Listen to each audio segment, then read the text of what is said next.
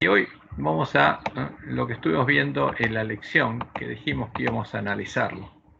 Porque acá hay unos conceptos, como los que aparecen en nuestra lección, que se nos dice en nuestra lección. Que los autores de los libros de la Biblia los redactaron generalmente con un propósito, y vamos a ver de dónde viene ese concepto, y que usaron los textos de los otros autores. Por eso Deuteronomio aparece en todo el Antiguo Testamento, porque los autores del Antiguo Testamento usaron los textos de Deuteronomio para dar influencia a sus obras, o los citaron, o tomaron prestado. Y bueno, y es un tema muy delicado, por ejemplo. Cuando, por ejemplo, se habla en Jeremías 29:13, ¿qué nos dice nuestra lección? Jeremías obtuvo estas palabras ¿de quién? De Moisés. Cuando dice, y me buscaréis, me hallaréis, porque me buscaréis de todo vuestro corazón. ¿Qué pasó? Cuando encontramos en Deuteronomio un versículo similar. La conclusión de nuestros teólogos es decir, Jeremías lo obtuvo de Moisés. Pero ¿qué pasa en Jeremías 29? Jeremías se inventó ese texto y según los analistas, los críticos de la Biblia, sí. Pero vamos a Jeremías. Entonces, ¿qué es lo que pasó? Fíjense, volvamos al texto nuestro. Jeremías 29:13, Jeremías lo obtuvo Moisés. ¿Y qué pasa en Jeremías 29? ¿Quién está hablando? Jehová. Ajá.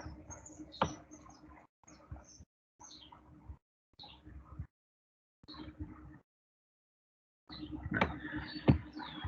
29. Bueno, estas son las palabras de la carta que el profeta Jeremías envió de Jerusalén a los ancianos que habían quedado de los que fueron transportados, y a los sacerdotes y profetas, y a todo el pueblo que Nabucodonosor llevó cautivo de Jerusalén a Babilonia.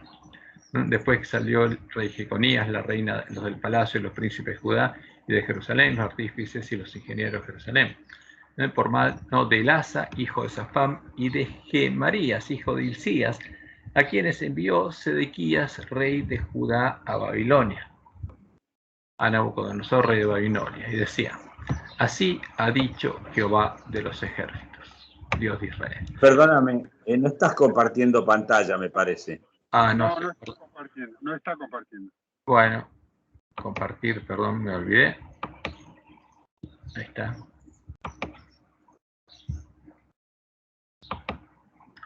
Entonces, volvamos al texto de nuestra lección. ¿Qué dice nuestra lección? Por ejemplo, la lección para el martes. Cuando habla de Jeremías 29:13, que dice, y me buscaréis, me hallaréis, porque me buscaréis de todo vuestro corazón. ¿Qué dice nuestra lección? Que Jeremías, este versículo lo obtuvo de Moisés. O sea, que él redactó esas palabras, tomando de Moisés ese texto. Pero ¿qué dice Jeremías? Jeremías dice que Dios le mandó ese mensaje al pueblo que estaba en Babilonia, no fue él. Entonces, si nosotros creemos en la alta crítica, en que habla del origen de los textos, la datación, etcétera, y cómo, de dónde fueron tomados, y que elimina la inspiración divina, y bueno, alguien lee esto y dice, bueno, esto estaba en la ley y Jeremías lo tomó de la ley. No fue Dios el que se lo reveló. Esta no es palabra de Dios, es palabra de Jeremías. ¿Para qué? Para alentar a los cautivos que estaban en Babilonia. Pero volvamos a la Biblia, ¿qué dice? Y entonces Jeremías le manda esta carta a los que habían sido transportados y le dice, así ha dicho Jehová a los ejércitos, Dios de Israel, a todos los de la cautividad que hice transportar de Jerusalén a Babilonia. ¿Qué les dice? Edificad casas y habitadlas, ¿no?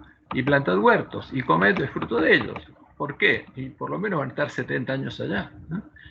Casaos y engendrad hijos e hijas, dad mujeres a vuestros hijos y dad maridos a vuestras hijas para que tengan hijos e hijas, y multiplicaos ahí, no os disminuyáis, y procurad la paz de la ciudad a la cual os hice transportar, y rogad por ella a Jehová, porque en su paz tendréis vosotros paz. Porque así ha dicho Jehová a los ejércitos, Dios de Israel. No os engañen vuestros profetas que están entre vosotros, ni vuestros adivinos, ni atendáis a los sueños que soñáis. ¿Por qué? Porque Satanás buscaría engañarlos. ¿Por medio de quién? Por los falsos profetas. Y habría divinos y tendrían sueños, pero eso no se los daría a Dios. Estaría en Babilonia, porque falsamente os profetizan ellos en mi nombre. No los envié, ha dicho Jehová. Porque así ha dicho Jehová. Cuando en Babilonia se cumplan los 70 años, porque como hacía la profecía del de la ley de Moisés, que está en Levíticos 26, cuando en Babilonia se cumplan los 70 años, yo os visitaré y despertaré sobre vosotros mi buena palabra para haceros volver a este lugar. O sea, porque van a volver, pero van a tener que estar allá hasta que descanse la tierra. Porque yo sé los pensamientos que tengo acerca de vosotros, dice Jehová, pensamientos de paz y no de mal, para daros el fin que esperáis. Entonces, dice, me invocaréis y vendréis y oraréis a mí, yo os oiré. Y me buscaréis y me hallaréis, porque buscaréis de todo vuestro corazón. Y seré hallado por vosotros, dice Jehová, y haré volver vuestra cautividad, y os reuniré de todas las naciones y de todos los lugares a donde os arrojé, dice Jehová, y os haré volver al lugar de donde os hice llevar. Ahora, y este es el tema. ¿De quiénes son estas palabras? ¿Son de Jehová o no? ¿O es un invento de Jeremías? Entonces los escritores de la Biblia se inventaron los textos y no fueron inspirados por Dios. Entonces, lo que da a entender nuestra lección es que Jeremías lo obtuvo Moisés. Y no fue Jehová el que le dijo a Jeremías que haría eso. Entonces, ¿de dónde viene esto? Porque todo esto impregna nuestra lección. Todos estos textos hablan de cómo los autores tomaron cosas de Moisés. Miqueas toma prestado el lenguaje de Deuteronomio, etcétera, etcétera, cuando repiten los cielos de los cielos. Entonces, ¿qué está pasando en esta iglesia? ¿Qué pasa con nuestra fe en la palabra de Dios? Entonces, ¿de dónde viene todo esto? Y viene de la alta crítica. Entonces, por eso, en lo que dijimos, bueno, vamos a estudiar qué es la alta crítica. Y aquí yo estaba poniendo algunas cositas que ya vimos para repasarlas. Ahora, ¿qué es la alta crítica? Ojo que es muy inteligente el que hizo esto. Y está muy bien hecho. No creamos que es algo burdo. Hay cosas que están bien hechas. Ahora, uno de los aspectos más claros del gran conflicto es el modo en el que se desarrolla esta batalla. Dios pelea en el conflicto con su palabra, con la espada que sale de su boca, con la verdad revelada, la única fuente de fe verdadera, que incluye la palabra profética más segura. Entonces, y esto es importante. Entonces, si la clave es la palabra de Dios, ¿contra quién pelearía el príncipe de este mundo? Contra la palabra de Dios. Y buscaría destruir nuestra fe en la palabra de Dios. Como Jesús dijo en Juan 17:17, su última oración. Santifícalos en tu verdad. Tu palabra es verdad. Entonces, y en Apocalipsis 2:16, Jesús dice, pelearé contra ellos con la espada de mi boca. Porque en Apocalipsis Jesús dice, yo soy. Y de mi boca salió esa espada. Como dice en Apocalipsis 19:15, de su boca sale una espada aguda para herir con ella a las naciones. Entonces, ¿con qué va a pelear Dios? ¿Con qué va a pelear Jesús? El verdadero Jesús, el santo, el verdadero, el que es el Rey de Reyes, Señor de Señores, con la Biblia. Y como dice Pedro, tenemos también la palabra profética más segura, a la cual hacéis también estar atentos como una antorcha que alumbra el lugar oscuro. Entonces, ¿qué iluminaría nuestro camino en medio de la oscuridad? La palabra profética, que es parte de la palabra de Dios. Esa es la herramienta que Dios nos dio. Y por supuesto, a pesar de la guerra del dragón, Él la preservaría. Y el dragón y sus siervos, la bestia y el falso profeta en este tiempo, buscan engañar al mundo entero, como dice Jesús en Apocalipsis, enseñando la falsa doctrina y la falsa profecía. Entonces hay dos patas ahí. Y para hacerlo, debían dar muerte a los dos testigos y enterrarlos, impidiéndoles que volvieran a la vida. O sea, ¿qué quiere Satanás? Que esa espada desaparezca. Como Jesús dijo, y daré a mis dos testigos que profeticen por 1260 días vestidos de silicio. Y cuando hayan acabado su testimonio, la bestia que sube el abismo a la guerra contra ellos, y los vencerá y los matará. Ahora, la herramienta con la que pelea Jesús sería muerta. Los dos testigos serían muertos. Y por supuesto, Satanás es muy inteligente en hacer esto. Y de ese modo, echó por tierra la verdad. Como dice Daniel 8, 9 al 12, la obra del hombre de pecado, porque asesinó al remanente de la verdadera iglesia de Cristo y destruyó a sus Biblias. Ahora, ¿cómo pudo matar a los dos testigos? La bestia que sube al abismo.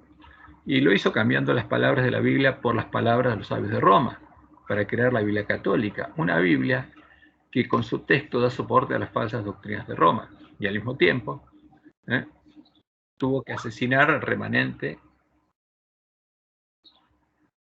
Ok, perfecto. Y al mismo tiempo, dice, asesinando al remanente de la iglesia del desierto, el pueblo conocía a su Dios, y quemando todos los ejemplares de la Biblia sin corrupción que ellos tenían. Por ejemplo, los tres primeros escritos, página 220 a 221.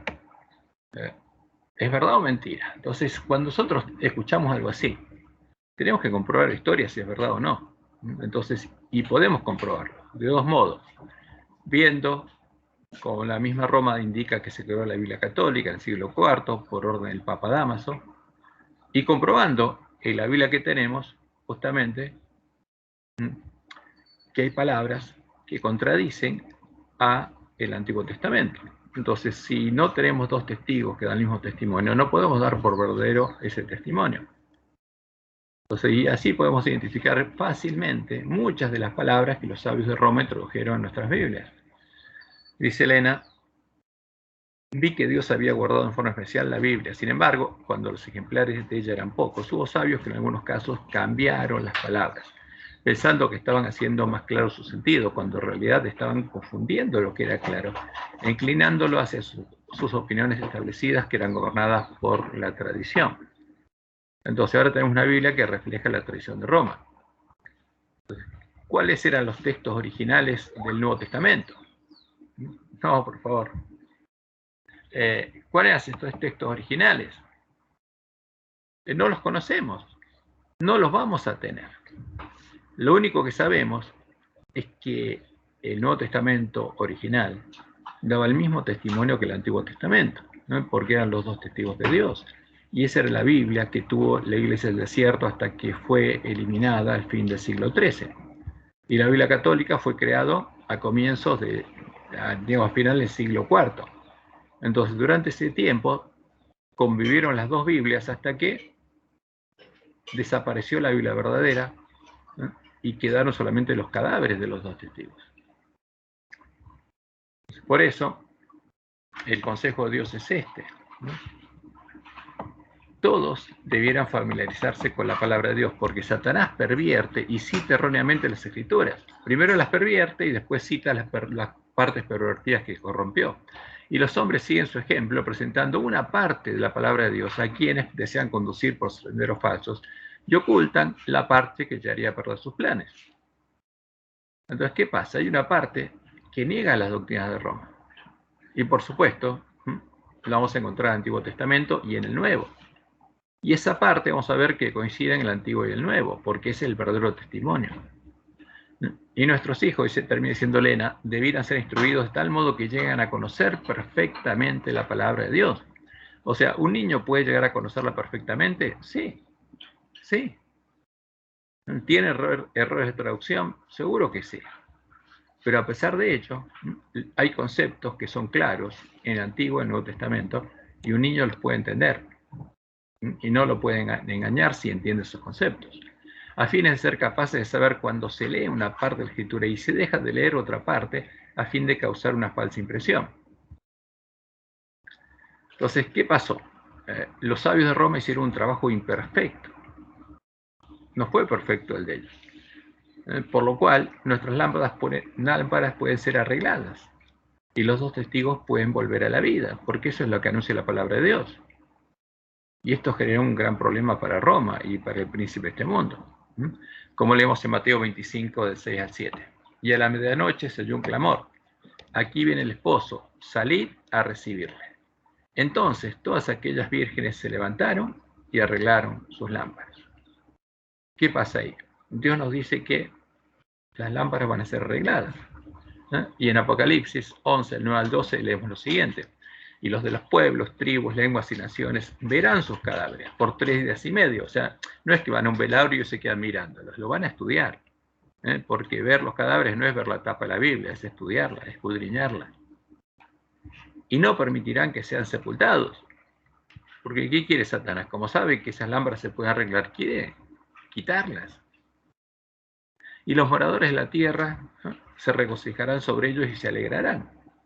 Y se enviarán regalos unos a otros estarían felices, dándose regalos y unidos, ecumenismo. Porque estos dos profetas habían atormentado a los moradores de la tierra. Se está hablando de quién, los protestantes.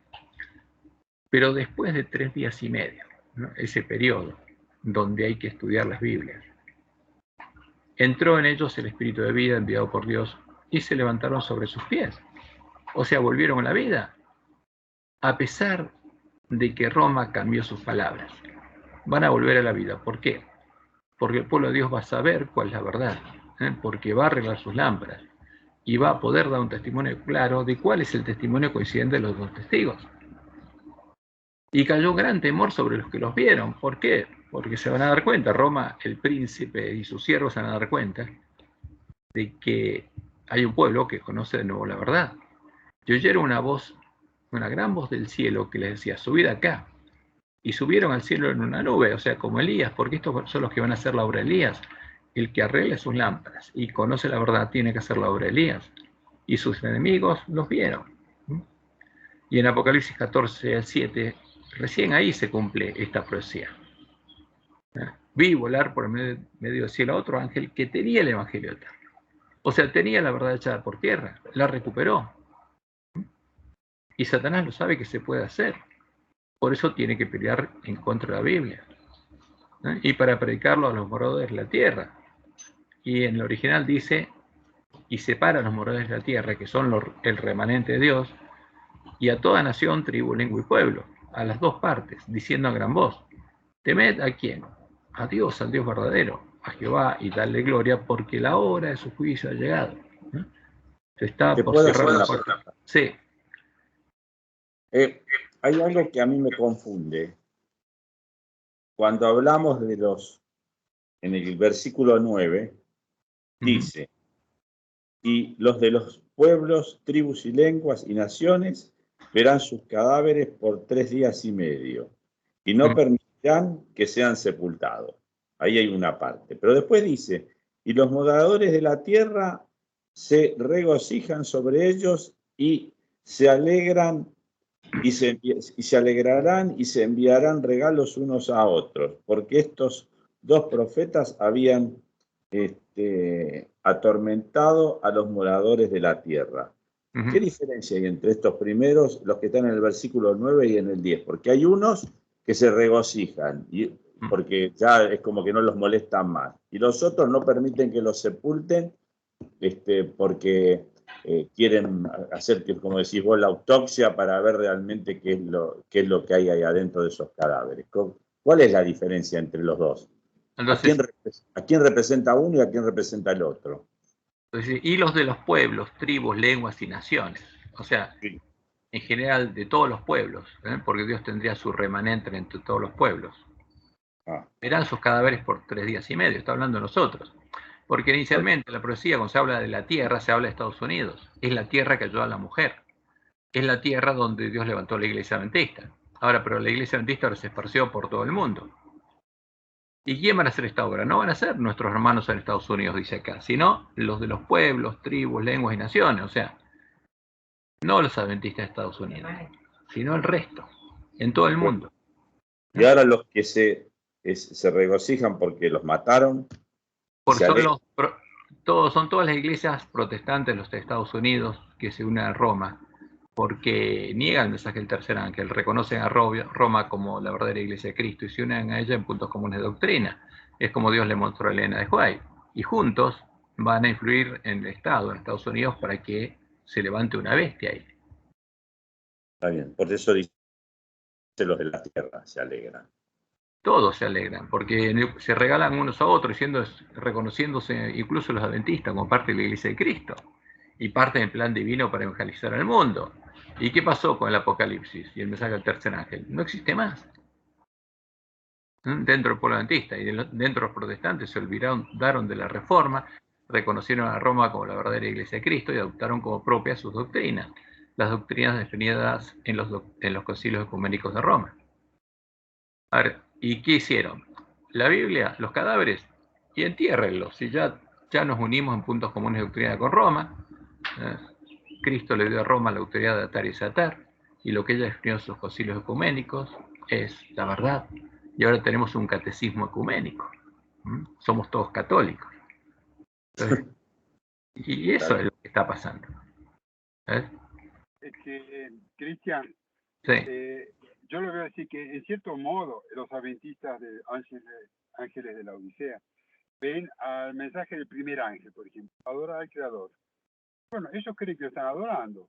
Entonces, no tiene mucha importancia ese mensaje para el adventista nominal. Y así por delante, ¿no? Si uno por uno, y cómo vas a decir al falso profeta que salga de Babilonia, y no, si estamos todos juntos, se va relativizando todo, ¿no? Y eso no lo predica nadie, entonces no, y así va, la inercia sigue siendo, vas a la iglesia, hoy en día la iglesia adventista es un culto similar al de cualquier iglesia protestante, bien son todos iguales, no hay diferencia. Y Solo sí, que fíjate, unos son los sábados y los otros son los domingos, nada más que eso. esa es la única diferencia. Pero después no hay diferencia. Nuestro folleto de lección dice que las iglesias comprenden el Evangelio del mismo modo que nosotros, que son parte del plan divino, y la única diferencia es que se reúnen en domingo en vez del sábado. Pero bueno, es así, que adoramos al mismo Dios que Roma y las iglesias protestantes. Pero no hay que predicar salgan de Babilonia, no le puedo decir adoren a Dios si adoran al mismo Dios que nosotros. Ya lo están adorando. ¿Ves? Entonces, ¿por qué hay una ceguera espiritual terrible? Porque estamos dirigidos por lobos. Pero eso es lo que Dios dijo. Pero habría algunos en los pueblos, tribus, lenguas y naciones. La escuela sabatina la escriben los lobos. No, si no sos lobo, no puedes escribir escuela sabatina. Digamos, el toque final se lo dan los lobos. Pero los que la escriben son ángeles de Odisea que se la dan a quién? Al que se aseguran que creen lo que ellos creen. No se la van a dar al que no cree o tiene alguna duda. Se la dan al que cree lo que ellos creen. Bueno, entonces, en el fondo es Roma quien edita finalmente la escuela sabatina. Los lobos. Los lobos, es Roma es la que está editando lo que tenemos que estudiar en la escuela sabatina. Y Jesús fue claro. En medio del pueblo de Dios estaría la comida y la bebida de los borrachos. ¿Hasta qué? Hasta los que de los tribus, lenguas y naciones entiendan la palabra de Dios y los dos testigos vuelvan a la vida y entonces van a recuperar conocimiento de la verdad y van a empezar a predicarlo. Y entonces ahí va a haber dos evangelios diferentes y una visión muy clara de lo que significó el mensaje del tercer ángel. Y ahí empieza la predicación de Elías. ¿Ves? Y estamos tan distantes, parecería que estamos a 5 décadas para que se despierte. Está tan durmiendo tan profundamente.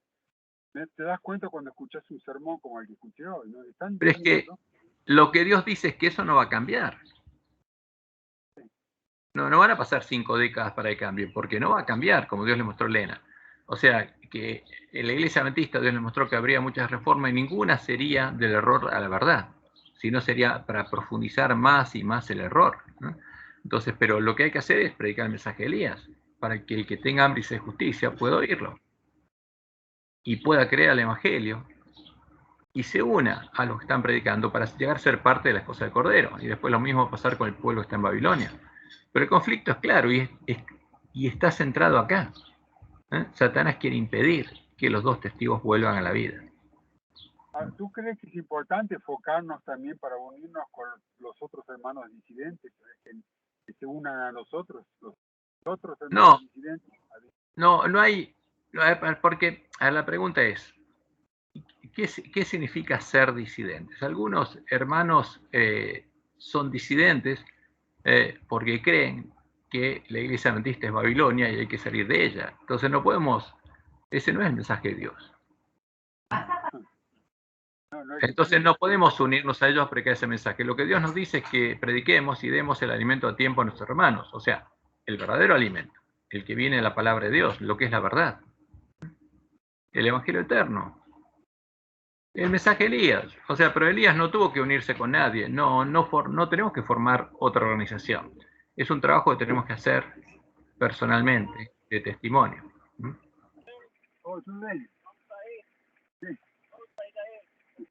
Así es. Te quedó abierto el micrófono, Gerardo. Sí, lo voy a cerrar, lo voy a cerrar. Ok, esto es lo que tienen que tratar de impedir el dragón y su siervo, o sea, que sea predicado de vuelta el Evangelio eterno. Y para ello se organizaron en diferentes grupos de lobos vestidos de oveja, porque no hay un solo grupo de lobos, hay muchos. Están los que vendrían a la iglesia remanente, a sembrar la semilla de la cizaña, a poner delante nuestro la puerta ancha y a organizar a la iglesia para impedir la siembra de la verdadera semilla de trigo, porque tienen que arrancarla. Cuando se empieza a sembrar, como Jesús contó, tienen que arrancarla. Están los que seguirían infiltrando las iglesias protestantes caídas para dirigirlas y unirlas a Roma, porque constantemente se van renovando. Están los que se unirían a las sociedades bíblicas para influir en las traducciones de la Biblia. Están los que serían profesores en todas las facultades de teología para llegar a unir a todos los teólogos en una misma fe y transformarlos en falsos profetas. O sea, ¿por qué nuestras facultades enseñan lo mismo que en una iglesia metodista o la iglesia católica?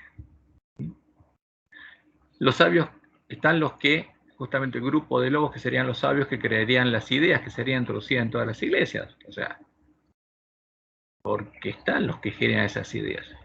Están los que dirigirían a las naciones para unirlas al nuevo orden mundial. Porque están los consejeros de los presidentes, y están influyendo por todos lados, etc. O sea, hay un objetivo y hay un ejército buscando lograr ese objetivo.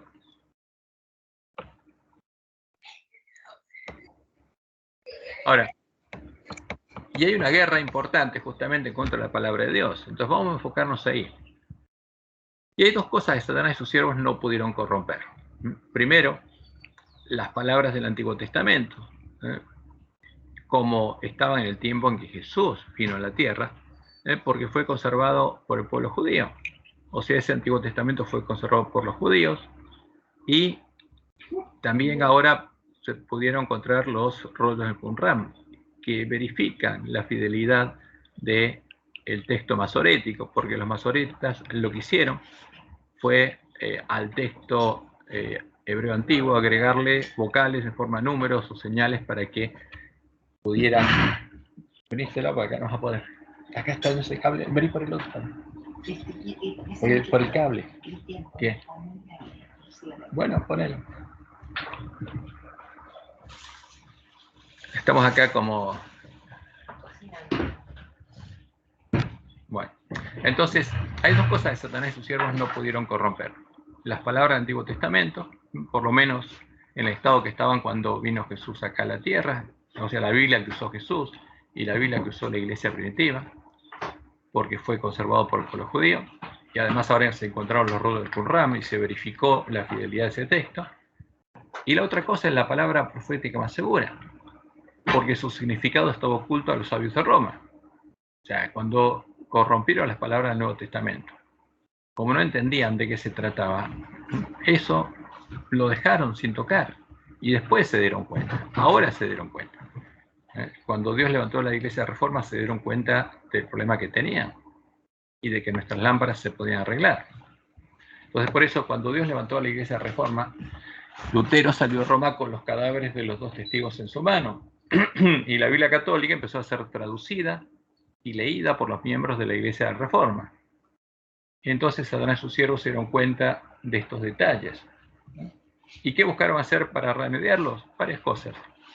Crearon la falsa profecía, y eso en forma inmediata.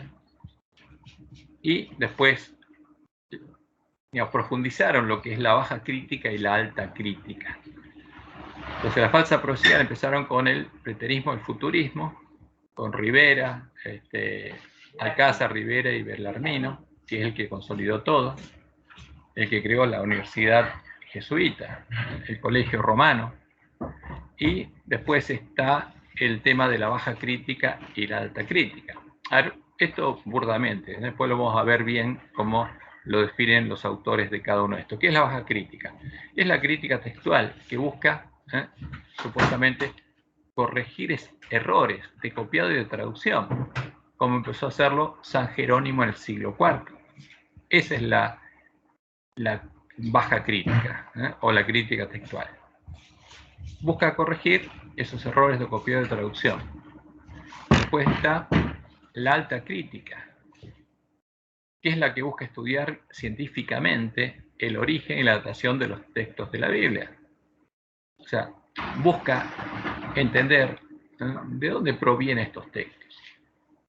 Y justamente ahí vienen las teorías que buscan asociar los textos de la Biblia con otros textos, diciendo que fueron tomados esos textos, como aparece en nuestra lección. Por eso, lo que aparece en nuestra lección es un derivado de la alta crítica.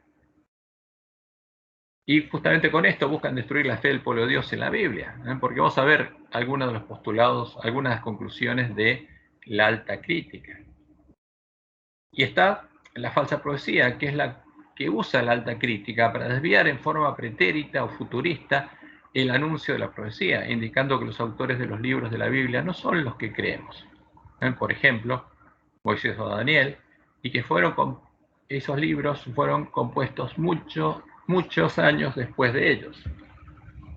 Acá me comí el años. En otras circunstancias. Y vamos a ver algo de eso. Entonces, como todo esto, hay que tener mucho cuidado. ¿Por qué? Pues está muy bien hecho. No está hecho en forma burda, sino está hecho en forma muy inteligente. Y la única forma que tenemos nosotros de corroborar la veracidad de la palabra de Dios es como Dios lo dijo, la profecía. ¿Por qué? Porque vamos a analizar muchas cosas de las que nos dice acá. Y vamos a ver qué podemos entender. Pero si uno no entendió en forma previa lo que Dios nos reveló y no entendió la profecía, y puede verse, digamos, arrastrado fácilmente con esto. O sea, hay pastores adventistas que, por estudiar la alta crítica, dejaron de ser pastores adventistas y negaron la Biblia y se fueron de la iglesia. ¿Por qué? Porque ese es el último recurso del príncipe de este mundo. Ahora, si no puede unirlo a ellos, busca destruir la fe en la palabra de Dios. Vamos un poco a los ejemplos de la falsa profecía.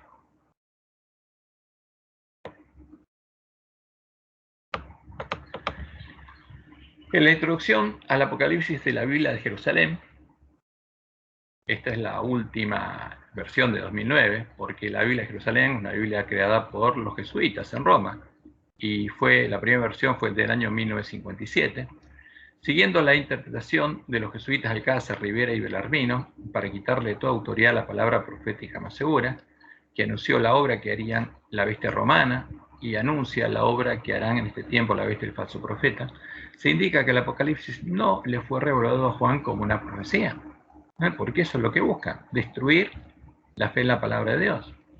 O sea, indican que no es un libro profético, que no es la revelación de Jesucristo, sino fue compuesto por Juan en el tiempo de Domiciano o de Nerón con un plan, con un propósito en su mente. Fíjense que esto es muy parecido a lo que aparece en nuestra lección. Alentar a los miembros de la iglesia primitiva durante las persecuciones romanas del primer siglo, indicando que las descripciones de los primeros capítulos relatan los hechos ocurridos en el siglo I durante esas persecuciones. O sea, tiene que darle una interpretación. Y dice, bueno, Juan lo escribió en forma simbólica porque el pueblo judío era perseguido. Y eso es lo que dicen. Entonces, y dicen, es ante todo un escrito de circunstancias destinado a levantar y afianzar la moral de los cristianos. Esta es la interpretación histórica del Apocalipsis, su sentido primero y fundamental. Y el que cree eso se queda sin profecía, se queda sin Apocalipsis. Ahora, por eso, Roma indica que en este escrito de circunstancias que Juan le envió a los cristianos que vivían en ese tiempo para alentarlos, y que nuestro tiempo es un relato histórico, Babilonia representa a la Roma idólatra que perseguía a los cristianos. ¿Cuál es su objetivo?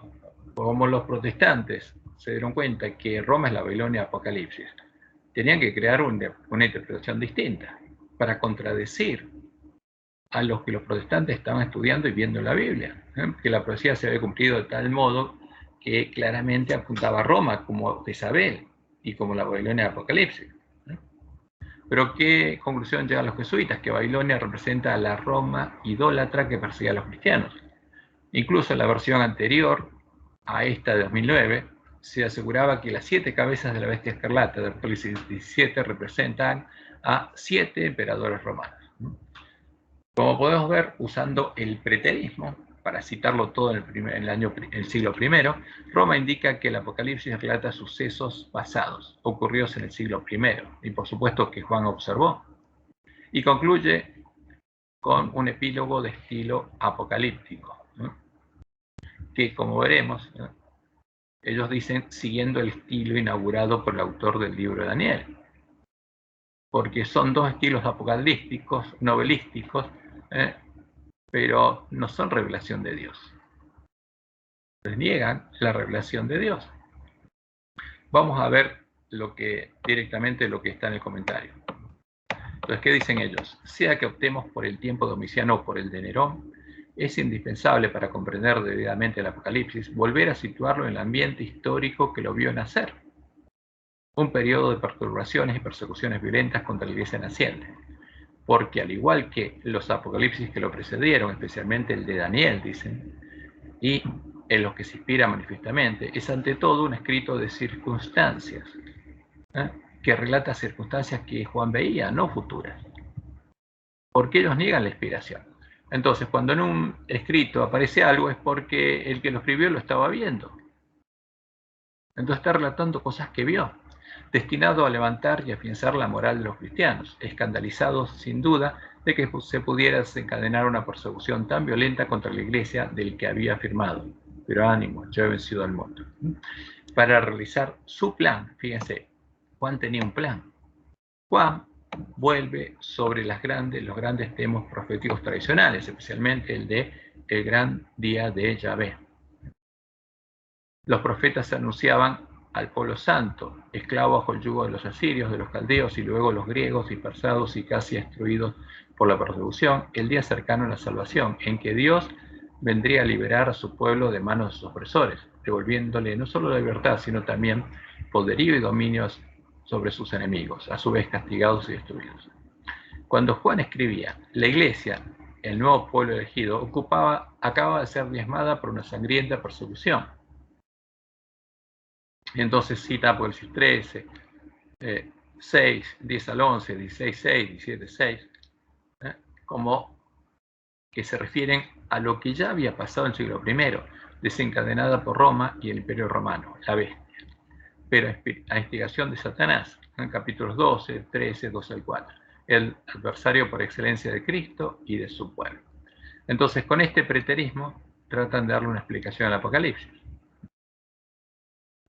Una visión inicial describe la majestad de Dios que reina en el cielo, dueño absoluto de los destinos humanos, y que entrega al Cordero el libro que contiene el decreto de exterminio de los perseguidores. Lo que Dios le da al Cordero no es un decreto de exterminio. ¿Qué es? La profecía del Apocalipsis, que Él va abriendo sello por sello para revelarnos las cosas que deben suceder pronto. La visión prosigue con el anuncio de una invasión de pueblos bárbaros, etcétera, etcétera. Pero los fieles de Dios serán preservados. Entonces, es todo un verso. Pero un católico tiene que creer por fe en esto, porque es lo que revela el magisterio de la Iglesia. Y sí, así, con todo esto. Entonces termina diciendo, esta es la interpretación histórica del Apocalipsis, su sentido primero y fundamental. O sea que relata hecho el siglo I y después un versito de lo que va a pasar en el cielo. Y en este ejemplo podemos ver los pasos que sigue la falsa profecía. Primero, indicar que la profecía fue compuesta por Juan con un propósito, como hacen todos los que siguen digamos, ese tipo de interpretación, como aparece en nuestra lección. O sea, los profetas tenían un propósito, usaron partes de Daniel, usaron partes de Deuteronomio para dar influencia a sus escritos. No es que Jehová habló y anunció tal cosa. Jeremías escribió, Daniel escribió, etc. Entonces, cada profeta escribió un texto profético con un propósito, que después envió sus escritos a la iglesia del siglo I, Juan, a las 7 iglesias para alentarlas, y en consecuencia no es una profecía enviada por Jesús a nosotros, que para comprender debidamente el Apocalipsis, dicen ellos, debemos volver a situar un ambiente histórico que le vio nacer. Entonces, ¿qué pasa? No podemos comprender un texto sin entender el ambiente histórico. Tenemos que ir ahí, ver las circunstancias, la cultura, etcétera, etcétera, etcétera. Ahora, pero eso se aparta de lo que Dios dijo en la profecía, que Él anunció el futuro, el porvenir. Y en algunos casos sin que el profeta llegara a entender qué significó la profecía. Y por supuesto, el ambiente histórico en el que Dios dio la profecía no afecta a la profecía porque se refiere al futuro, como la profecía para el tiempo del fin. Entonces, ellos dicen que tenemos que volver a situar el ambiente histórico que lo vio nacer, en el tiempo en el que ocurrieron los hechos relatados y Juan los escribió. Ahora, ¿qué hicieron ellos también con la interpretación de la profecía de Daniel? Su principal estrategia fue el uso del preterismo, como en el Apocalipsis, para buscar la interpretación histórica de Daniel, su sentido primero y fundamental. Y siguiendo ese camino, concluyen que, como el Apocalipsis, Daniel también es un escrito de circunstancias, no un escrito profético, destinado a levantar y afianzar la moral de los judíos durante las persecuciones de Antíoco Epífanes. Entonces, ¿qué quiere decir? Si el objetivo era levantar la moral durante las persecuciones, tiene que haber sido escrito durante el tiempo de Antíoco Epífanes, y Daniel ya estaba muerto. Por eso dicen que habría sido escrito durante esa persecución. De ese modo, concluyen, su autor inauguró el estilo apocalíptico que seguiría Juan para levantar la moral del pueblo cristiano, cerrando un ciclo perfecto en su razonamiento. Ahora, resulta elemental concluir que, fíjense, por acá hay una dicotomía. Los escritos de Daniel y Apocalipsis son escritos de circunstancias, que Juan y el autor anónimo Daniel realizaron siguiendo el mismo plan, porque ellos le adjudican el mismo plan, levantar el ánimo a las personas de ese momento.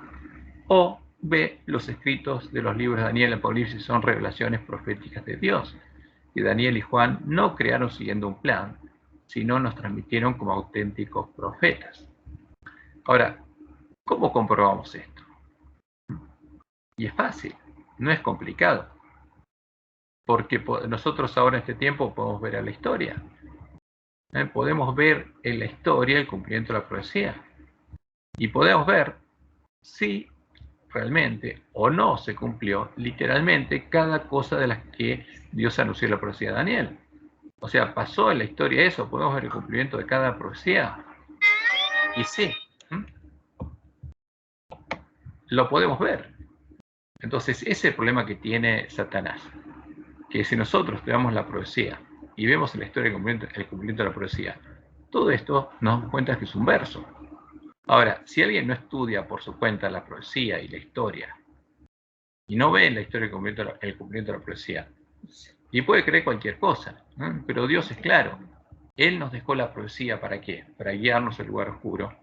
Y nos dice que Él es el único que puede anunciar el porvenir. Y por supuesto, que los profetas no lo entenderían, y los sabios tampoco. Pero cuando llegara el tiempo, Él nos haría entender las palabras de la profecía. Entonces, aquí este es el punto débil de toda la estrategia del príncipe de este mundo. Que nosotros estudiemos la profecía, hagamos lo que Dios nos dice, pongamos línea sobre línea, y empecemos a ver el cumplimiento de la profecía de la historia, punto por punto. Y entonces, cuando vemos en la historia todos los hechos no se pueden negar. Y cuando vemos cómo se va cumpliendo la profecía, es muy claro. Y eso no lo pueden negar. Porque ese es el punto más débil que tiene la estrategia de Satanás. Y de ese modo, nosotros podemos descubrir cuál es el verdadero significado de la profecía. Y además podemos arreglar nuestras lámparas. Ahora, si la respuesta es la segunda, o sea, las revelaciones de estos libros son proféticas, fueron reveladas por Dios y se cumplieron y se están cumpliendo, lo que resulta evidente es que los que sí tenían y tienen un plan fueron los que escribieron estos comentarios. ¿Qué quieren hacer? Transformar a los escritos proféticos en escritos de circunstancias, como lo llaman, basados en hechos sucedidos en el tiempo que los autores los redactaron, lo que les permite asociar a Antíoco Epífanes, Antíoco IV, el octavo rey de la dinastía de 18 reyes seleucidas, con el corno pequeño que hizo a la hora de definir en Daniel 8 y 11. Luego, como lo hicieron con el Apocalipsis, extendieron esta interpretación preterista a todo el libro de Daniel. Ahora, fíjense lo que dicen de Daniel.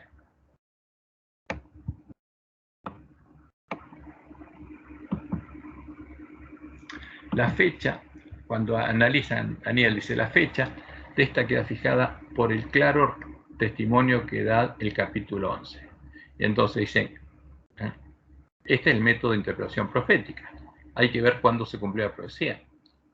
¿Y qué dicen ellos? El capítulo 11 relata las guerras entre Seleucidas y Lágidas y una parte del reinado de Antíoco Epífanes. Se narran en él con gran lujo de detalles insignificantes para el propósito del autor.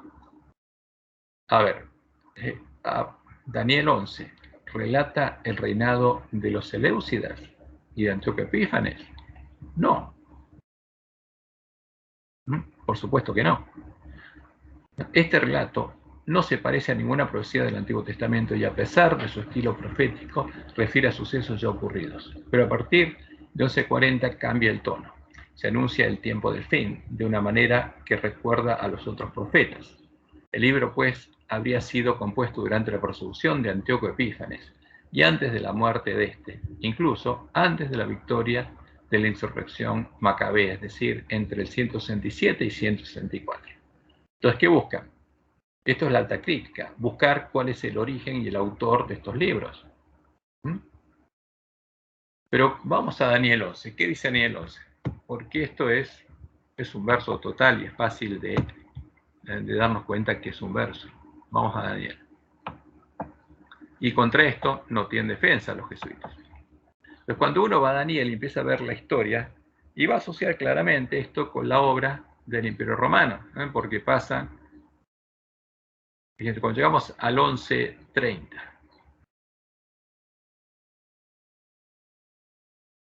esto es lo que ocurrió al principio del siglo IV, cuando contra el rey del norte vinieron naves de Quitín y se contristó y volvió y se enojó contra el Santo Pacto. Ahí viene la persecución final del tiempo de Esmirna.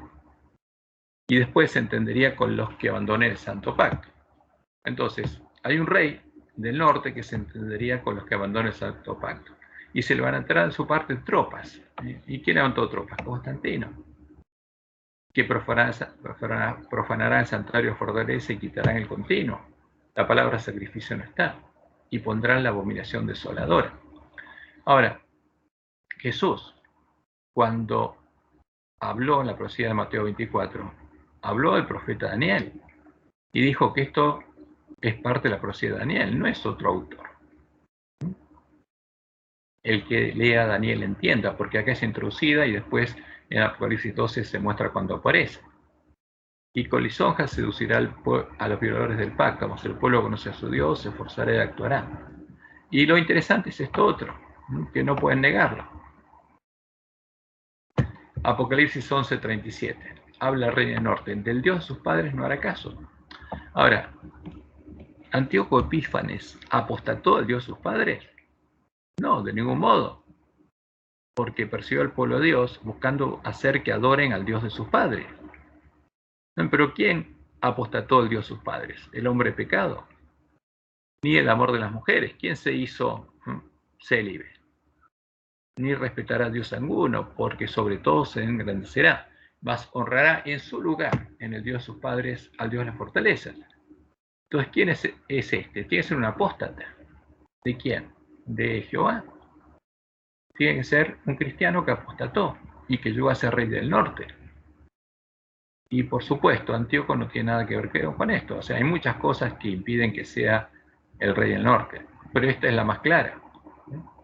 Dios que sus padres nos conocieron, lo honrará con oro y plata, con piedras preciosas y con cosas de gran precio.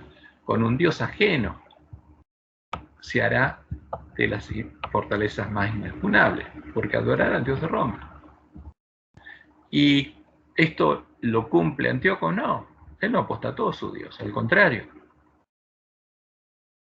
Entonces acá claramente está hablando de quién, de un apóstata, el hombre del pecado, como Pablo lo identificó, el hijo de perdición.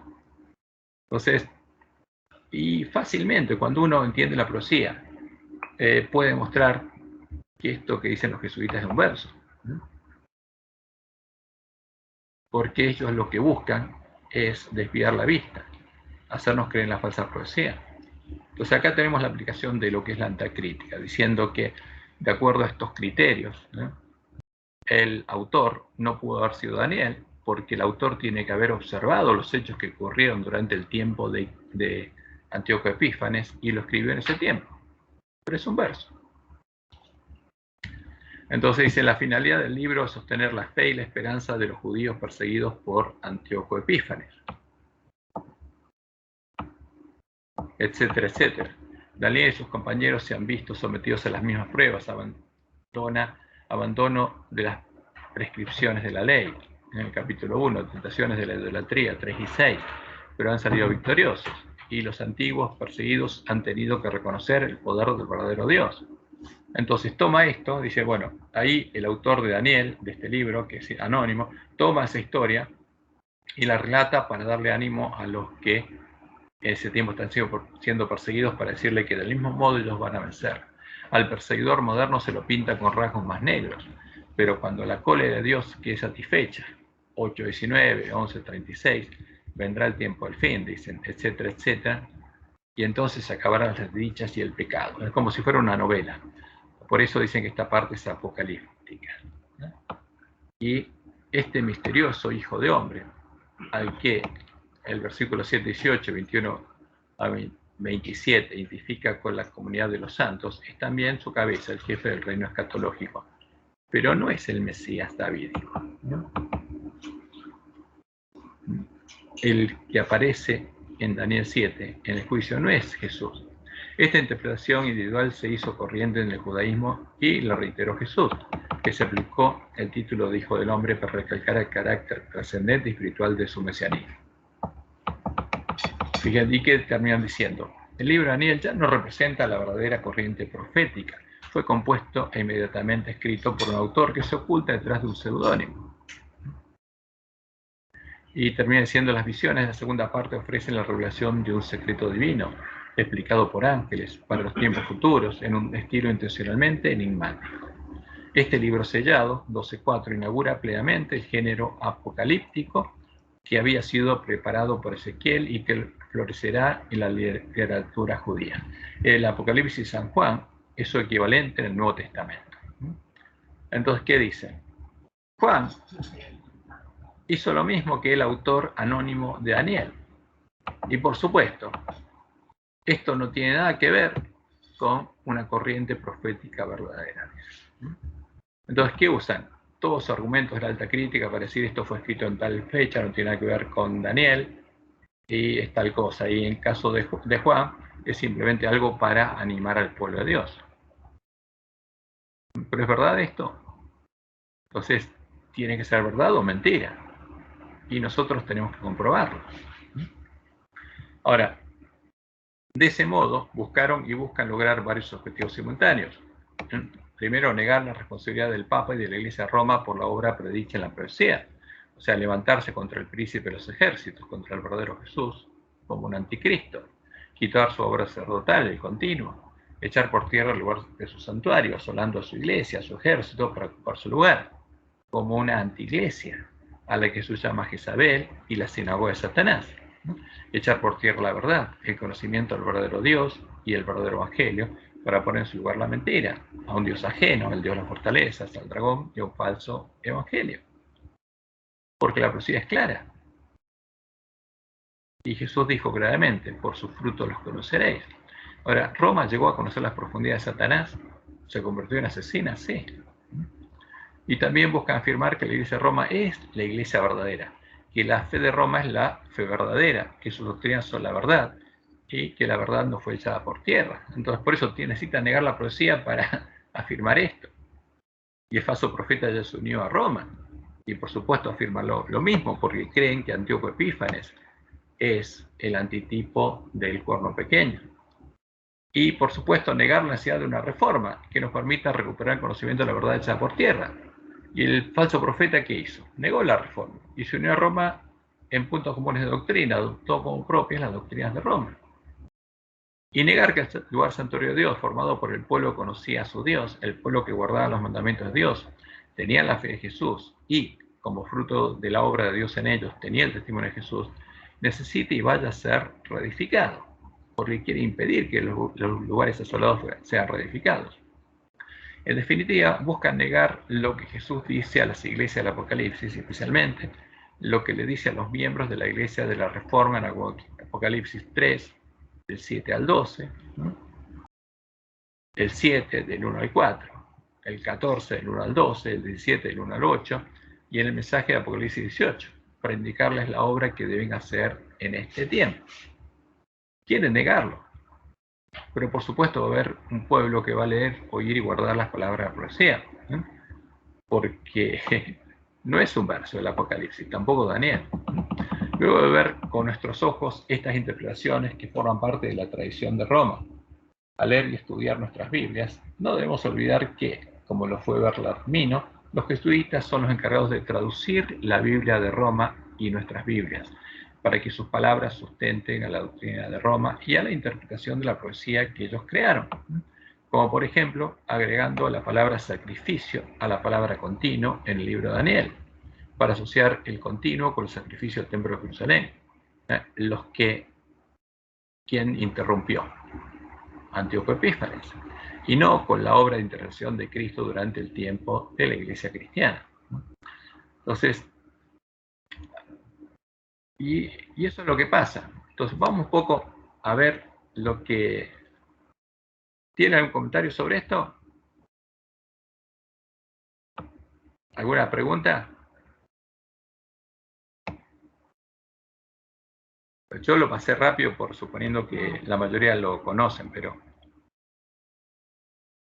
Bueno, va un poco entonces a lo que es la alta crítica. Entonces acá vamos a ver lo que dice la Enciclopedia Católica. Acá están dos partes de la Enciclopedia Católica, lo que es la crítica textual o la baja crítica. Dicen ellos que el objeto de la crítica textual es restaurar lo mejor que se pueda el texto original de una obra cuya autógrafo se ha perdido.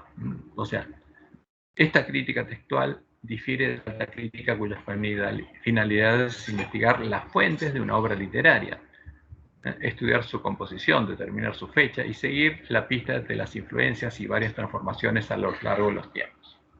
Entonces, la crítica textual es lo que empezó a hacer supuestamente Jerónimo Estridón para corregir los errores de traducción. Entonces ellos sí que tienen capacidad de traducirlo correctamente, porque la traducción tiene que coincidir con la doctrina de Roma, que es infalible. No tiene una regla muy clara, la infalibilidad de las doctrinas de Roma. Entonces la Biblia tiene que adaptarse a eso, las traducciones. En cambio, la alta crítica, estamos de vuelta en la Enciclopedia Católica, acá, Enciclopedia Católica Online,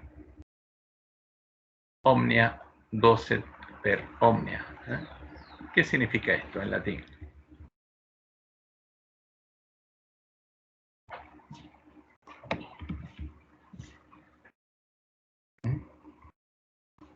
¿Alguien pues, lee latín? Sí. Omnia dice, es la docencia para todos, como podríamos decir, es la docencia, porque la Iglesia Católica tiene Iglesia Docens. Esta es la docencia que justamente es para todos, incluyéndonos a nosotros. Ahora, ¿qué dicen? La crítica bíblica, en su más completa comprensión, es el examen de los orígenes literarios y valores históricos de los libros que componen la Biblia, junto con el estado en que están en el presente. Puesto que las Sagradas Escrituras nos han llegado en gran variedad de copias y versiones antiguas, que muestran, dice acá, que muestran más o menos divergencias en los textos, la crítica bíblica, llamada textual o más baja, tiene como finalidad de estudiar estos documentos para llegar al texto más puro posible de los libros sagrados, ¿no? Por eso van cambiando nuestras Biblias, porque dicen que lo van haciendo más puro, acercándolos a la verdad, cuando es al revés. El nombre de alta crítica la empleó por primera vez el especialista bíblico alemán por Heinz Schorn, no sé cómo se lee, en la segunda edición de su introducción en castellano que apareció en 1787. No es como supusieron algunos una denominación arrogante, como si asumiera una sabiduría superior, pero ha llegado a usarse porque este tipo de crítica trata de los aspectos más universales de la Biblia, es decir, la autoría, fecha, composición y autoría de los libros completos o grandes secciones, para distinguirla de la discusión de minucias textuales, que es el campo de la crítica baja o textual. Entonces, ¿qué busca la alta crítica? Tratar de entender quién fue el autor. Por ejemplo, como vimos en Daniel, el autor no fue Daniel, porque si la fecha es la de Antíoco Epífanes, tiene que ser un autor que vivió en el tiempo de Antíoco Epífanes para relatar lo que pasó ahí. Y la composición y autoría de libros completos o grandes secciones. Entonces, ¿qué terminan diciendo? Que no es un libro profético, es un relato de circunstancias. Entonces, eso es lo que busca la alta crítica. Entonces, destruye la credibilidad del pueblo de Dios en la Biblia, en el fondo.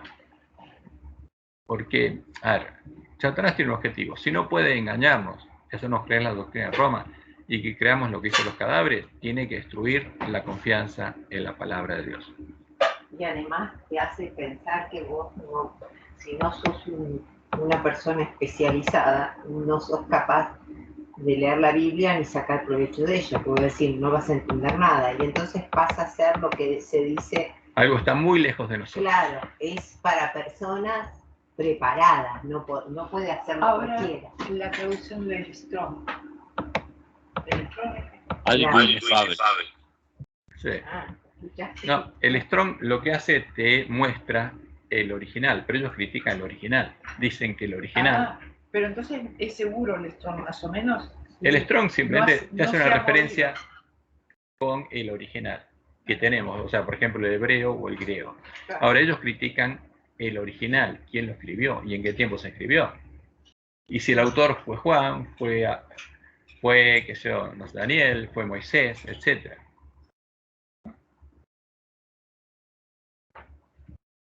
Entonces dice, la alta crítica puede ser llamada ciencia, aunque su proceso y resultados no admitan las sutilezas de control y demostración, ya que sus principios son más de orden moral psicológico. De aquí que las conclusiones, hasta en las circunstancias más favorables, no tienen a más fuerza que la que surge de la convergencia de probabilidades, produciendo una convicción moral, dicen ellos. ¿Por qué? Porque no es una ciencia. Vamos a ver algunas cosas que hay acá. Entonces, pero en el fondo, lo que logran con esto es quitar la fe del pueblo de Dios en la palabra de Dios. Entonces, ahora voy a buscar acá, control F, a ver si aparece. Jerónimo.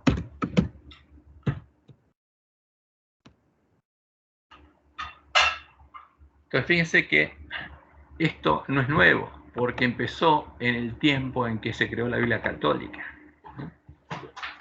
Acá este párrafo, acá está. Los padres vieron en cada frase de la escritura un preñado oráculo divino. Las aparentes contradicciones y otras dificultades se solucionaban teniendo en cuenta las posibles imperfecciones humanas. Solo unos pocos y aislados pasajes de San Jerónimo, en cuanto tales, parecen apuntar en esa dirección, en conexión con la historia, excepto sobre la conservación del texto sagrado, donde nada permitía emitir una crítica sobre la Biblia en tiempos de los padres, y esto se aplica también al periodo escolástico. Entonces, ¿qué pasó en ese tiempo? Jerónimo comenzó la crítica textual, corrigiendo los textos. Pero, en el último tiempo, ahora están criticando a todos los autores de la Biblia. Entonces, vamos a ver el resultado. Vamos acá. Vamos a Wikipedia. Lo que dice Wikipedia, la alta crítica. Alta crítica es el nombre dado a los estudios críticos de la Biblia que buscan investigar su origen literario. Es habitual denominarla también como método histórico crítico o crítico histórico, crítica mayor, crítica histórica o crítica radical. En contraste a la alta crítica existe la baja crítica que se enfoca en el estudio de los autores de los textos bíblicos, su proceso de formación historial, su transmisión histórica y el contexto de formación, el denominado Sitz im Leben, que no tengo idea qué significa, pues está en alemán. Las metodologías de ambas, tanto de la alta como de la baja crítica, crítica textual, ecdótica, crítica de fuentes, se aplica también a otros ámbitos de estudio, fuentes documentales, porque la alta crítica utiliza los mismos métodos científicos que se utilizan para estudiar el origen de los textos literarios antiguos. Ahora, ¿qué hace esta alta crítica? Estudia los libros de la Biblia como estudia cualquier libro literario, donde no existe alguien que los inspiró, sino que, por ejemplo, alguien que vino después de Platón, si tiene una frase similar a la de Platón, la tomó de Platón. Si tiene una de Aristóteles, la tomó de Aristóteles. Entonces, así buscan estudiar justamente cómo los autores literarios crearon sus obras, o sea, cuáles fueron sus fuentes. Y lo mismo lo aplica a la Biblia. Por eso nuestra lección dice, bueno, Jeremías tomó prestado ¿de quién? De Moisés, etcétera, etcétera, etcétera. Pero no tiene en cuenta que Jeremías está transmitiendo un mensaje de Dios y que Dios le está acordando a su pueblo lo que él estableció en el pacto, que se acuerde ese pacto para que lo guarde. Entonces, la alta crítica saca a Dios de en medio y trata a la Biblia del mismo modo que trataría a cualquier documento literario.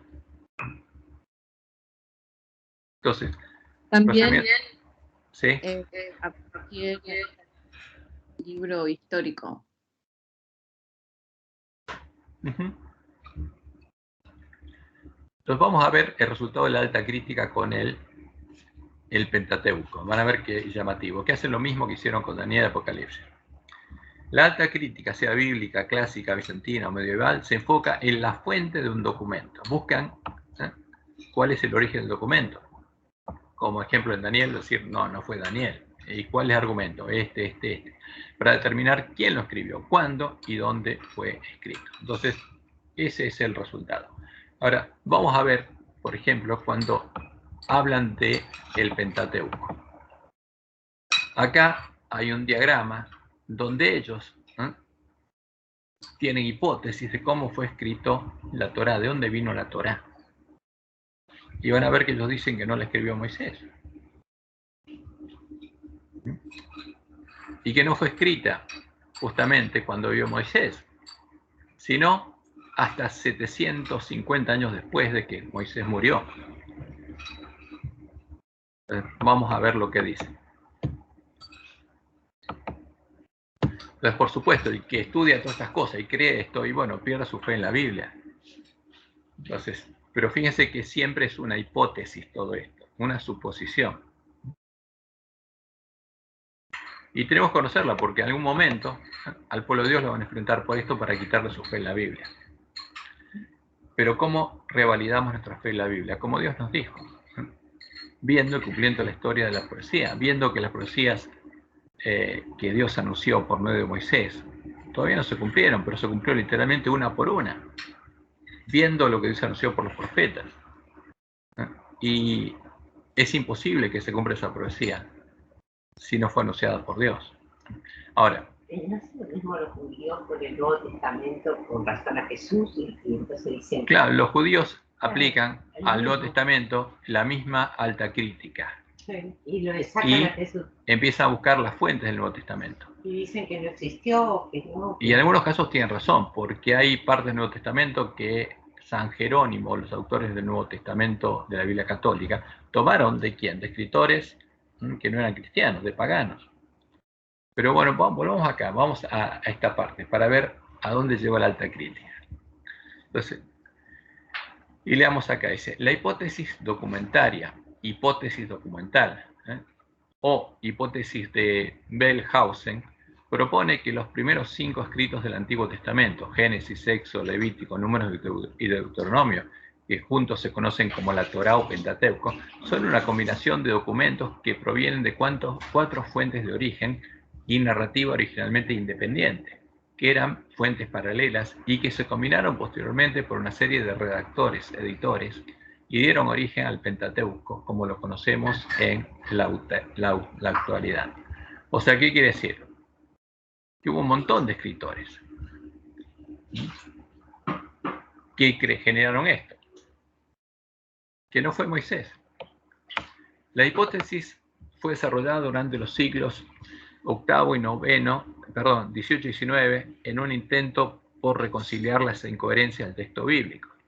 A finales del siglo XIX se acordó, en general, que había 4 fuentes principales que fueron combinadas por una serie de redactores, R, en algún punto de la historia, dando origen a los libros conocidos hoy en día. Estas 4 fuentes eran la Yavista o Jehovaísta, la Eloísta, la Deuteronomista o Deuteronómica y la sacerdotal. Entonces, ellos dicen, bueno, esto es una hipótesis, ellos suponen esto y tratan de demostrar que fue así. Varios académicos fomentaron el estudio y desarrollo de conocimientos en el campo bíblico para el fortalecimiento de la hipótesis documentaria, entre ellos Johann Carl Wilhelm y etcétera, todos estos acá.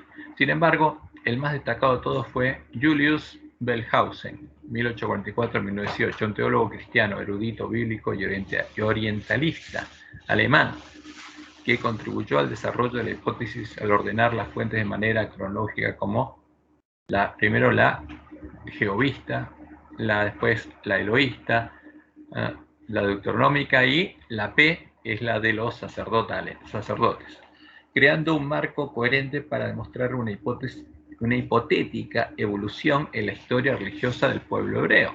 Fíjense, no olvídense que esto es hipotético, es una hipótesis que niega todo eso. Cuando Jesús habló del Pentateuco, que habló de Moisés, y le dijo, cuando los sacerdotes sientan en la cátedra de Moisés, ustedes escuchen. Que dependía del poder de la tradición sacerdotal y que fue creciendo y centrándose con el pasar del tiempo. La formulación de Wellhausen fue la siguiente. La tradición yavista, la J, fue desarrollada en el año 950 a.C. en el reino de Judá. ¿Qué pasaba en el año 950? Y Moisés había muerto. Porque ¿cuándo fue el éxodo? En el año 1250 a.C. O sea, hacía 300 años que Moisés había muerto, y entonces ahí viene la primera tradición. La tradición eloísta fue desarrollada 100 años después en el reino de Israel, dice él. La tradición deuteronómica en el año 621 a.C. en Jerusalén, durante el periodo de reforma religiosa, y la tradición sacerdotal desarrollada en el 450 a.C. por los Coranim, sacerdotes judíos durante el exilio en Babilonia. Entonces dice, el Deuteronomio y todo lo del Pentateuco terminó de ser creado cuando, en el año 450 a.C. en Babilonia. ¿Cómo es esto? Y a esto llegan. Ahora, fíjense, esto es lo que llega. Y por supuesto, no son tontos, los argumentos que presentan son muy interesantes. Entonces dice, primero se creó esta fuente documental, fuente jehovaísta o yavista. Después, esta otra fuente eloísta. Esto fue en el 950 a.C. y esto en el 850 a.C. Y las dos se unieron en una. Después se crearon las otras fuentes. Estas otras, que son las fuentes deuteronómicas. Primero una, después otra, se unieron en esta fuente deuteronómica, y según ellos fue 620 a.C., en el tiempo de la reforma de Josías. Y finalmente, cuando está en Babilonia, se creó esta otra, que es la de los sacerdotes, en 450 a.C., y todas se unieron en la Torá por medio de redactores que trataron de unir todos estos pedazos en uno.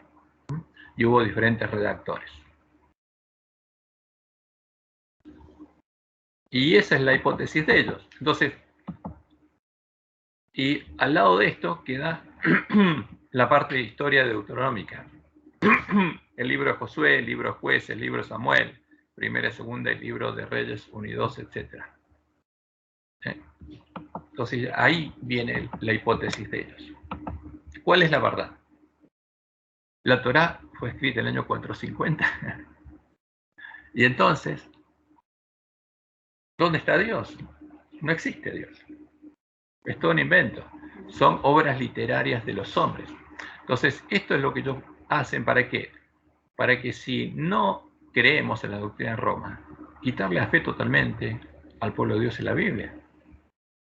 Y hay un pastor, que nosotros conocemos el caso de un pastor, porque nos contó, digamos, nos enteramos a través de la hija, que después de estudiar esto, fue a hacer un doctorado, después de estudiar esto, es como que, ellos dicen, perdió la razón, o sea, dejó de creer en nada, ya no creía en nada.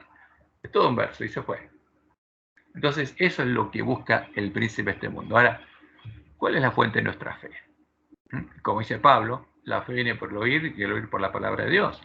Ahora, si nos quitan el fundamento de nuestra fe, y no hay fe posible, porque acá no existe Dios. Como aparece en nuestra lección, los libros de la Biblia es el resultado de algunos autores que tomaron presentado de otras cosas, de otras fuentes, y así se fue escribiendo la Biblia. ¿Y a quién sirve este propósito?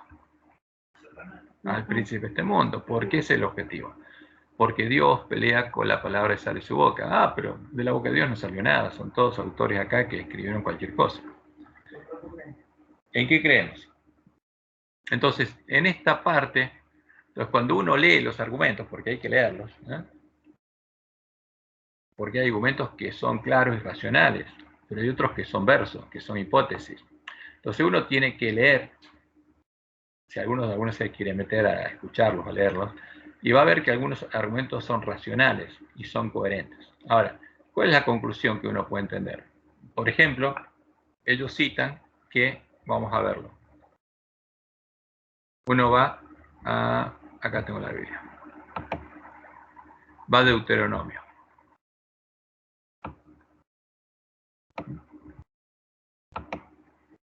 Y Deuteronomio, que fíjense que es el relato histórico de todo lo que pasó y todo lo que Dios le dijo a Moisés y Moisés le dijo al pueblo, termina del siguiente modo.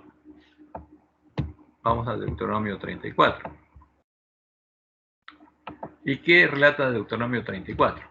Subió Moisés de los campos de Moab al monte Nebo, a la cumbre del Pisga, que está enfrente de Jericó, y le mostró Jehová toda la tierra de Galaad hasta Dan, todo Neftalí y la tierra de Efraín y de Manasés, toda la tierra de Judá, hasta el mar occidental, el Negev y la llanura, la vega de Jericó, la ciudad de las palmeras, hasta Zoar.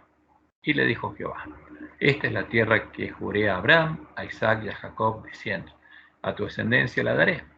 Te he permitido verla con tus ojos, mas no pasarás allá. Entonces fíjate este relato, está en tercera persona. Y le dijo Jehová a Moisés, otro lo está relatando. Y murió allí Moisés, siervo de Jehová, en la tierra de Moab, conforme al dicho de Jehová. Entonces, ¿podía escribir Moisés esto? No, porque él subió y murió. Entonces, ¿quién lo escribió? No lo escribió Moisés. Y esto es evidente. ¿Quién lo escribió? Puede ser Josué. Él me dice que fue Josué. Sí, eso es lo más probable que haya ocurrido. Porque es probable que Josué haya escribido. Perdón, ya estoy. Con la crítica textual estoy en el horno. Escrito. O todo el libro de Deuteronomio, relatando lo que pasó en la última etapa, o esta última parte, este último capítulo. Porque cuando se estudian los textos del libro de Josué y esta última parte, el estilo es el mismo. O sea, es probable que haya sido el mismo autor. Entonces acá se relata lo que pasó y que murió Moisés. Y en versículo 7, era Moisés de edad de 120 años cuando murió. Sus ojos nunca se oscurecieron ni perdió su vigor. Y lloraron los hijos de Israel a Moisés en los campos de Moab 30 días. O sea, el que escribió esto lo escribió después de que pasaron sus 30 días. Y así se cumplieron los días del lloro y del luto de Moisés. Y Josué, hijo de Nun, fue lleno del espíritu de sabiduría, porque Moisés había puesto sus manos sobre él, y los hijos de Israel le obedecieron e hicieron como Jehová mandó a Moisés. Entonces, aunque está en tercera persona, es probable que si fuera Josué el que lo escribió. Y nunca más se levantó profeta en Israel como Moisés, a quien haya conocido Jehová cara a cara. Nadie como él en todas las señales y prodigios que Jehová le envió a hacer en tierra de Egipto a Faraón y a todos sus siervos y a toda su tierra. Y en el gran poder y en los hechos grandiosos y terribles que Moisés hizo a la vista de todo Israel. Entonces, ¿cuál es la hipótesis más aproximada a la realidad? Que fue Josué el que lo escribió. Porque Dios lo tomó a Josué como su profeta, hablaba por él al pueblo y él lo tenía que guiar. Y este libro no fue escrito en el tiempo de los 4 primeros, que lo escribió Moisés, sino que es probable que Deuteronomio relate lo que pasó al final del tiempo, cómo Moisés amonestó al pueblo, y el que lo recopiló y escribió haya sido ¿quién? Josué. Como cuando habló Jeremías, ¿quién escribió? No Jeremías, sino Baruch. Y es probable que el Deuteronomio lo haya escrito Josué y que Josué lo haya escrito ¿quién? Josué. Pero lo importante es que Jesús, cuando hablaba del Pentateuco, hablaba de la ley de Moisés, porque ahí está lo que Dios le dio a Moisés, y simplemente si Josué es el que redactó el último libro, no tiene mayor importancia. Lo importante es la fuente, que viene de Dios, no de los hombres. Y eso es lo que tenemos que tener en cuenta. Pero nos vamos a enfrentar con problemas, y el príncipe de este mundo tiene preparadas muchas minas en nuestro camino. Ahora, si nos quedamos sin la palabra de Dios, como dice Pablo, porque la fe viene por el oír y el oír por la palabra de Dios. ¿Y qué fe tenemos? Y la fe en Roma, los sacerdotes de Roma y la inspiración de Roma. ¿No? Pero ahí viene la fe del pueblo de Dios. Y como Dios nos dijo, Él anunció cosas que se estaban cumpliendo y cosas que se iban a cumplir. Y nuestra fe viene por ahí, ¿no? Y podemos corroborar en la historia el cumplimiento de la palabra profética más segura. Y nuestra fe tiene que ser racional, porque cuando leemos el Apocalipsis tenemos que leer, oír y guardar las palabras proféticas, porque el Apocalipsis anuncia cosas que tienen que suceder. Y antes que Jesús venga, tiene que pasar lo que dice el Apocalipsis. Y bueno, el pueblo de Dios va a ser probado en su fe. Y sabemos que dentro de la Iglesia Adventista hay lobitos trabajando para minar nuestra fe, para hacernos creer en las doctrinas de Roma. Y si no llegamos a creer, para destruir nuestra fe en la Biblia. Eso es lo que podemos ver que está pasando delante de nuestros ojos. Bueno, no vamos a meternos más acá, simplemente era para mostrarles de qué es esto, porque alguna vez se van a enfrentar a esto. Y bueno, lo que tenemos para corroborar la veracidad de estos textos, como Jesús lo dijo, es el cumplimiento de la palabra profética más segura. Y él, cuando habló y justamente predicaba el anuncio de la profecía, el cumplimiento de la profecía. El tiempo se ha cumplido, el reino de los cielos se ha acercado, arrepentíos y creed en el Evangelio. Y cuando le mostró a los discípulos quién era él, le mostró todo lo que decía la palabra de Dios de él, empezando por la ley de Moisés, los salmos y los profetas. Y si queremos conocer el verdadero Jesús y cuál es la verdad, tenemos que buscarla ahí, en la Biblia de la Iglesia primitiva. Ahora, en el texto del Nuevo Testamento podríamos aplicar la crítica textual y encontrar muchas cosas, pero lo que Dios nos dice es sencillo: tenemos que arreglar nuestras lámparas simplemente poniendo línea sobre línea las palabras de los dos testigos, para definir, para encontrar cuál es la verdad, cuál es el testimonio coincidente de los dos testigos. Y por supuesto, los dos testigos volverían a la vida. Y eso es lo que Dios nos pide que hagamos. Y por supuesto, Dios va a tener un pueblo que va a conocer la verdad y va a tener el Evangelio eterno y la va a predicar. Y va a enfrentar todo esto y todas las trampas que el príncipe de este mundo va a poner en su camino, no lo van a desviar justamente de su meta, porque va a ser el pueblo, conoce a su Dios. Y como los miembros de la iglesia primitiva va a poder dar un testimonio muy claro. Nosotros sabemos que pasamos de muerte a vida, decía Juan, ¿en qué? En que amamos a los hermanos. El que no ama a su hermano permanece en muerte. Y como decía Pablo, Romanos 5:5, ¿no? La esperanza de ellos que era justamente recuperar la gloria de Dios, no se avergonzaba de esa esperanza. ¿Por qué? Porque el amor de Dios había sido derramado en el corazón de ellos. ¿Por quién? Por el Espíritu Santo de la promesa. Por Dios. Dios estaba cumpliendo su promesa y estaba circuncidado en el corazón a su pueblo. Y cuando uno ve la ley de Moisés y ve que ahí anuncia que Dios va a tener un pueblo que no es pueblo, que es el pueblo adventista, y cómo Dios dirigió a este pueblo, y cómo se cumple en el pueblo adventista toda la profecía, y uno dice, como decía la Juan, se asombra. A menos que olvidemos cómo Dios nos ha conducido en el pasado, no tenemos nada que temer, ¿no?, del futuro.